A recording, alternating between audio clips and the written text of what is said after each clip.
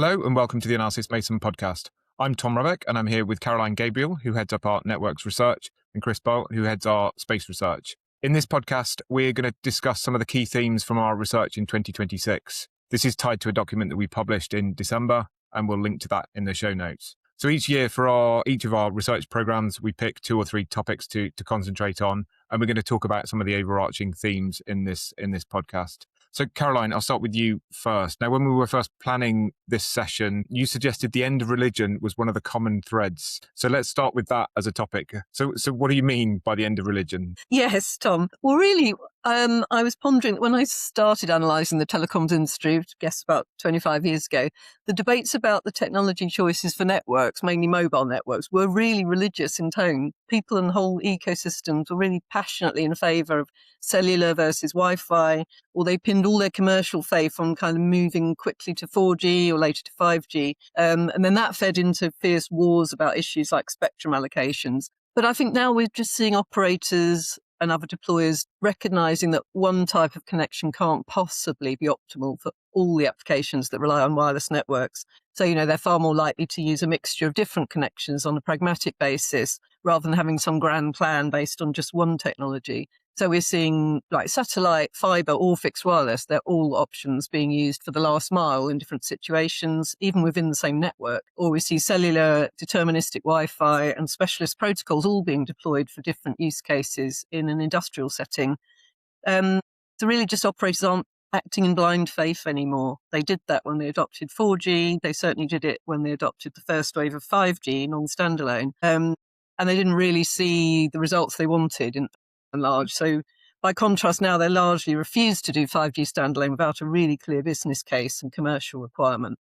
I think all that's really positive. For operators, they can choose the best price performance for each network that they're deploying without this kind of religious attachment to a single technology.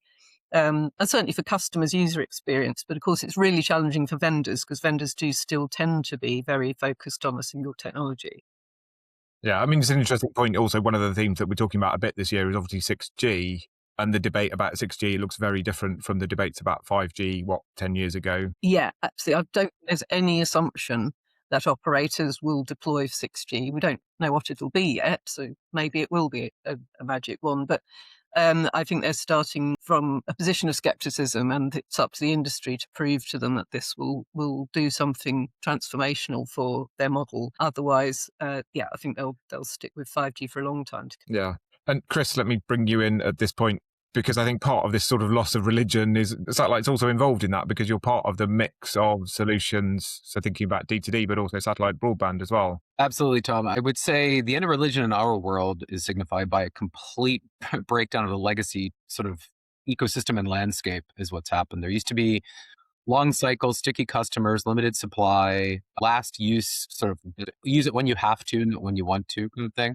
Completely on its head now. We point to some of the constellation business in terms of pumping up supply. The value chain in space is completely different now in terms of customers competing with suppliers. It is kind of the Wild West at the moment, driven by SpaceX, driven by Amazon and others. A lot of investment coming in, but that breeds opportunities. So again, there's 2 dynamics here, which is the new, and the names, the SpaceX, others which are driving innovation, direct to device, rural broadband, which is not an afterthought anymore. It's increasingly competitive in the far last mile, right? The most rural, and direct to device, which is it was shunned a year back as a niche opportunity. Now most MNOs looking at this as a potential opportunity, potential service. So space religion changed when it became this tiny siloed opportunity, and now we're often mainstream in our world. So very different perspective these days in space. And that's what we're focused on this year and onwards. And Tom, for your side on the services side, how would you tell the end of religion in your world?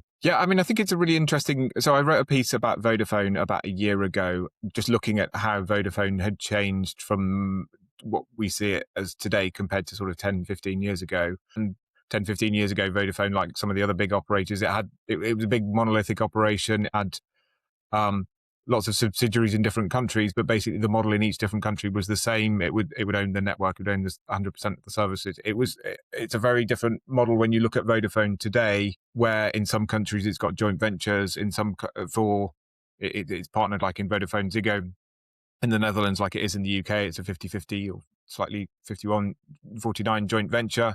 So it's not 100% owned by Vodafone. The networks that it's buying from, sometimes it owns those networks, sometimes it's leasing, sometimes it's buying wholesale, a whole range of different things. Even in space, so it's got the space, the 5% in AST, Space Mobile. So it's gone from being this kind of monolithic, owning all the network and services, to being something that looks quite different. Another operator looked a lot this year is Digi, and then Digi, you look at its operating model, it's different in every country. So it doesn't have that kind of religion that like a France Telecom would have had 20 years ago. That's all kind of changed. And yeah, again, D2D is part of it. So all of these operators are essentially kind of renting wholesale a bit of satellite capacity so they can add D2D to their bundles. And against that, you've got new competitors. So we're going to be writing a bit about all of the smaller fiber operators and what they're doing to the market and how they're changing the religion of the typical operators.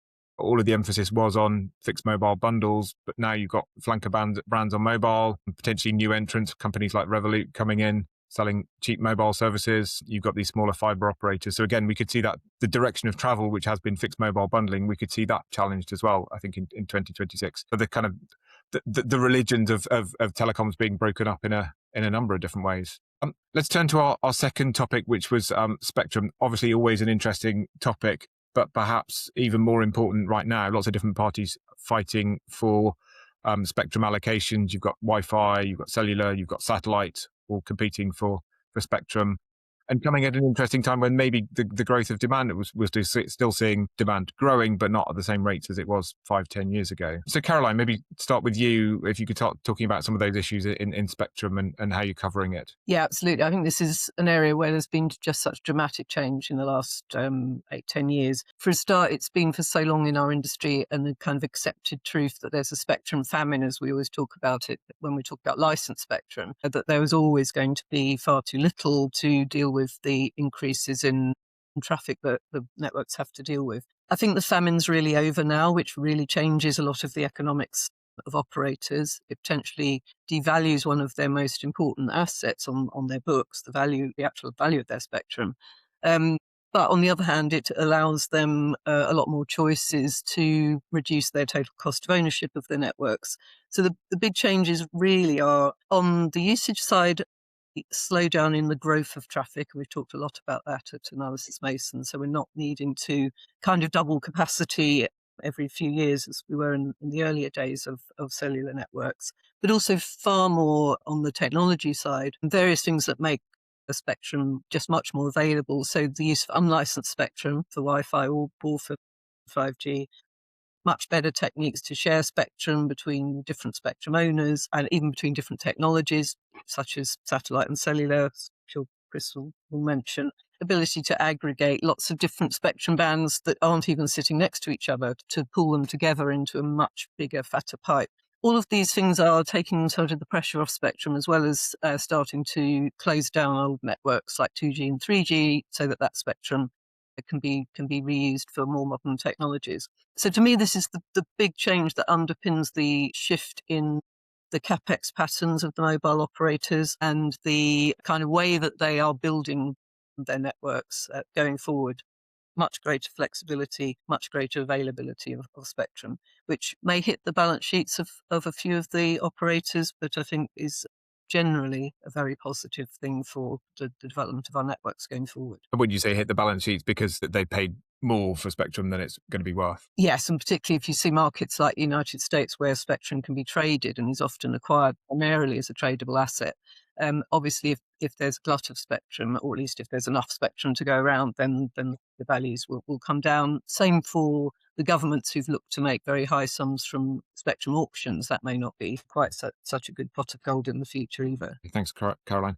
Chris, what about from the space angle on spectrum? Sure. This is, I would wager, one of the top themes in our practice, in the space practice here, is spectrum. It's always been important. We know that orbital rights, access to spectrum in the space world and satellite world is everything.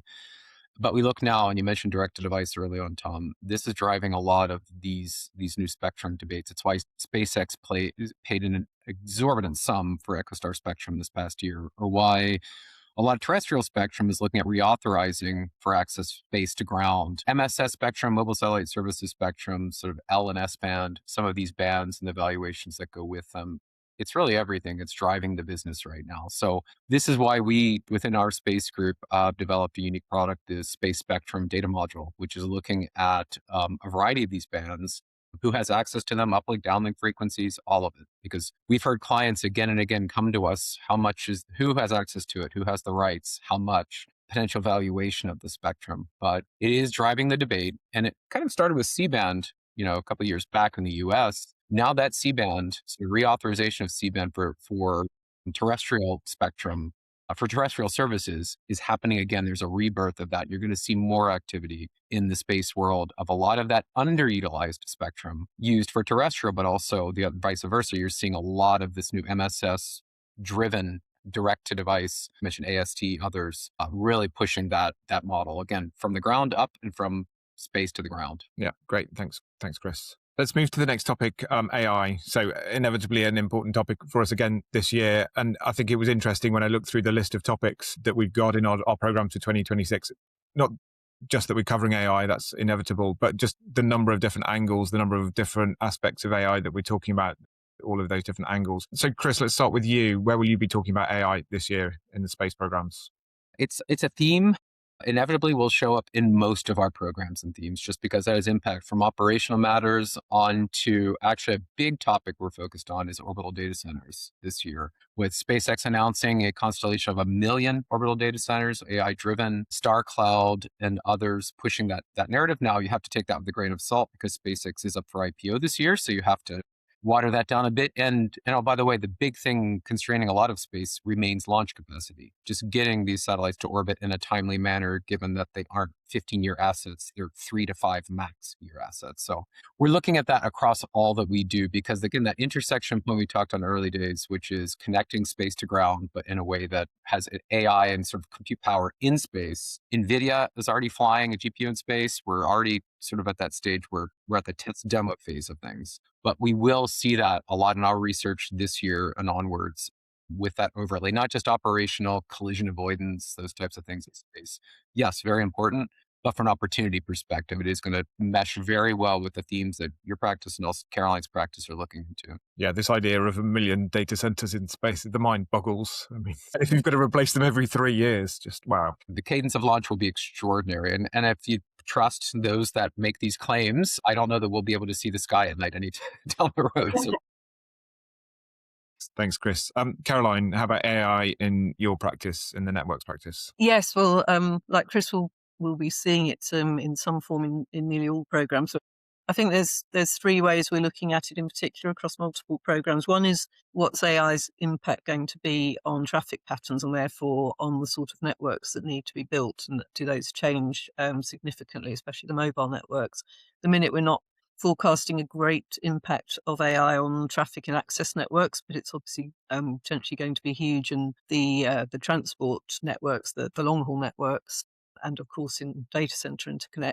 So those may be areas that are big opportunities for equipment vendors and also for operators who want to invest in expanding the networks that they run and monetize. Then we're looking more broadly in what AI means in terms of investment into communication infrastructure. So where should telecom operators be investing their money? And some, of course, are investing directly to support AI services and things like GPU as a service. And we've worked with your programs, Tom, on looking at those opportunities. But a lot of it is more about the efficiency of the network. So the third important theme is looking at how far an AI native network is really either plausible or desirable for most operators.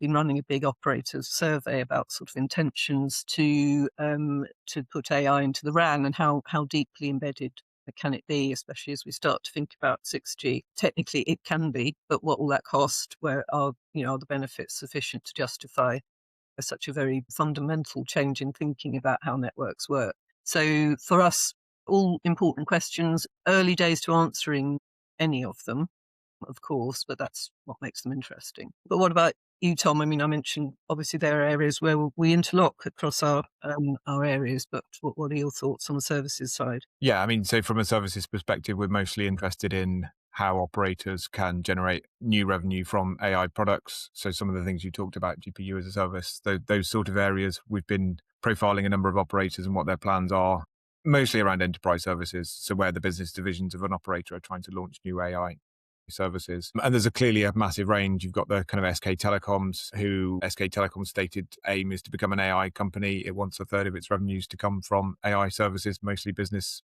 type products. So we've profiled a number of those operators in the last year and will continue to do more in 2026. Mostly obviously less ambitious than SK Telecom, but still got some interesting ideas and interesting plans. The other new areas that we're going to look at is the intersection between AI and IoT and private networks. Now, clearly, both of those, IoT and private networks, generate huge amounts of data, typically more data than customers have been able to analyze. So operators are looking to see how they can use AI to help their clients make sense of these billions of data points. So we'll be looking at that more in our program in 2026. On to the next topic then, which is more thinking about the bread and butter issues in telecoms. Now, obviously, we talk about AI and data centers in space, but we'll also be talking about some of the more perennial issues in the telecom sector. So maybe, Chris, you go first and touch on a few of those longer term issues that you're going to be writing about this year. Sure. In addition to all of the big names that I mentioned earlier and all the big things happening on direct-to-device and constellations, one of the overarching themes I would wager is perhaps the most important, even beyond spectrum, is sovereignty in defense. So the defense sector, think of the US DoD, other ministries around the world use a tremendous amount of space and satellite capacity. And what's happened, geopolitics have driven this sort of high demand, increasing demand of governments wanting to do their own thing in space, own assets, own space assets, own infrastructure on the ground. It's the whole reason why the Eutelsat ground state segment sale fell through with EQT recently, because the French government wanted to maintain French assets. Right. Interesting. So this is manifesting in government spending a lot more. ESA, European Space Agency, national space agencies, spending a ton more on space this year. So what that will represent is a need for strategy, need for sort of what do I build? How do I build? How do I operate? So we've modified a name of one of our programs a bit to really focus on this theme in much greater detail. And that's the Defense and Civil Space Program, which really drives into it. But again, this theme cuts across everything, because governments are always the key innovator in space. And so you kind of, downstream of that, what will happen in broadband and in mobile services and everything. That's, I would say, Tom, probably the biggest theme going into it. So, okay. Thanks, Chris. Caroline, what about you? What are the bread and butter issues that you'll be talking about this year? Yeah, it's a really important question, because, as we know, for every SK Telecom, there's 10 or 20 operators that are just focusing on delivering a lot of data for a decent price. And going back to your comments about Digi earlier, so we certainly have to make sure we don't get carried away with all the emerging stuff and focus on those requirements. For us, the big ones are continual coverage, of course, of 5G and how 5G can be effectively monetized. Very few operators would claim to have found the answer to that yet.